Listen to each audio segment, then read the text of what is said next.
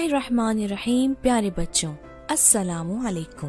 حضرت موسیٰ علیہ السلام ایک عظیم پیغمبر تھے۔ حضرت موسیٰ علیہ السلام کبھی کبھی طور نام کے ایک پہاڑ پر جایا کرتے تھے اور وہاں خدا سے باتیں کیا کرتے تھے، اسی لیے آپ کو کلیم اللہ یعنی خدا سے باتیں کرنے والا کہا جاتا ہے۔ حضرت موسیٰ علیہ السلام جب طور پر جاتے تو بہت دیر تک وہاں دعا اور عبادت کیا کرتے تھے، اسی لیے اپنا کھانا اور پانی بھی ساتھ لے جایا کرتے تھے۔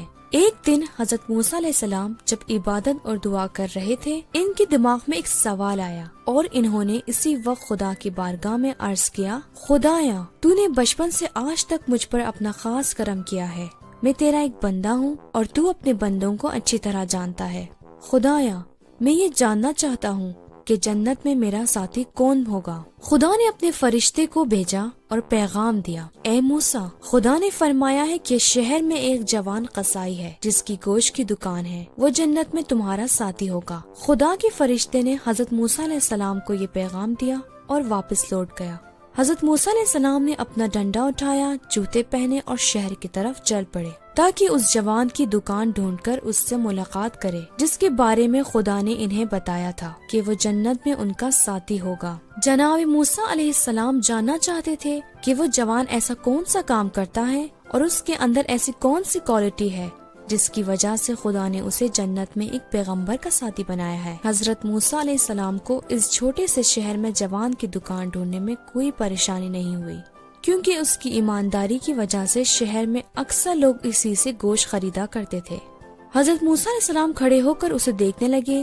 وہ اپنے گاہکوں کے ساتھ بہت مہربانی اور اچھے اخلاق سے پیش آ رہا تھا۔ حضرت موسیٰ علیہ السلام نے اندازہ لگایا کہ شاید جوان کی اسی اچھے اخلاق کی وجہ سے خدا نے اسے یہ مرتبہ دیا ہے۔ جب دوپہر کا وقت آیا تو جوان نے دکان بند کی اور گھر کی طرف چل پڑا۔ جناب موسیٰ علیہ السلام بھی جوان کے پیچھے پیچھے چلنے لگے۔ جب وہ جوان اپنے گھر کے پاس پہنچا تو حضرت موسیٰ علیہ السلام اس کے پاس گئے اور سلام کرتے ہوئے کہا، کیا مجھے اپنا مہمان نہیں بناؤ گے؟ وہ جوان مسکرایا اور حضرت موسیٰ علیہ السلام کا جواب دیتے ہوئے بولا، مہمان تو اللہ کا دوست ہوتا ہے، آئیے اندر تشریف لائیے۔ حضرت موسیٰ علیہ السلام گھر کے اندر گئے تو دیکھا صرف ایک کمرہ ہے، انہیں وہاں اس جوان کے علاوہ کوئی نظر نہیں آیا، اس لیے سوچا شاید یہ جوان اکیلا رہتا ہے۔ جوان نے حضرت موسیٰ علیہ السلام کو ایک چٹائی پر بٹھایا اور ان کے لیے پانی لے کر آیا اور خود کھانا پکانے لگا۔ جوان کے جانے کے بعد حضرت موسیٰ علیہ السلام نے کمرے کی چاروں طرف نظریں دوڑائیں تو انہیں چھت پر ایک بڑی سی ٹوکری لٹکی ہوئی نظر آئی۔ آپ نے سوچا اس میں جوان نے کھانے پینے کی چیزیں یا کوئی قیمتی چیز رکھی ہوگی۔ تھوڑی دیر بعد جوان آیا اور اس نے وہ ٹوکری نیچے اتاری جو چھت کے ساتھ لٹک رہی تھی۔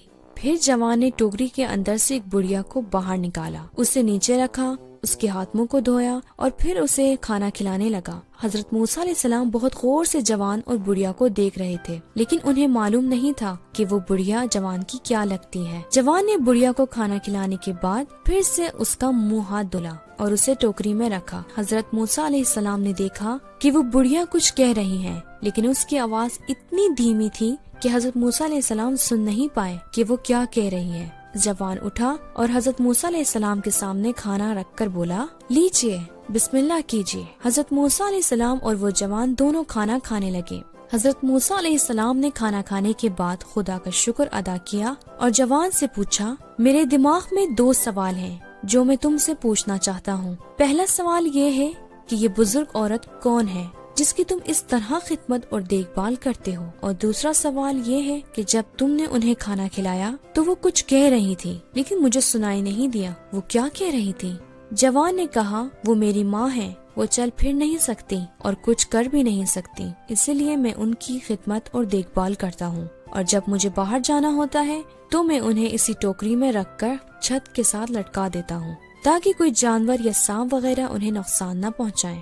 آپ کے دوسرے سوال کا جواب یہ ہے کہ وہ ہر دن میرے لیے دعا کرتی ہیں کہ بیٹا خدا تمہاری مغفرت فرمائے اور جنت میں تمہیں حضرت موسیٰ علیہ السلام کا ساتھی بنائے۔ جوان کی بات سن کر حضرت موسیٰ علیہ السلام مسکرائے اور فرمایا، خدا نے تمہاری ماں کی دعا کو قبول کر لیا ہے، خدا نے مجھے یہ بتایا ہے کہ تم جنت میں میرے ساتھی بنو گے۔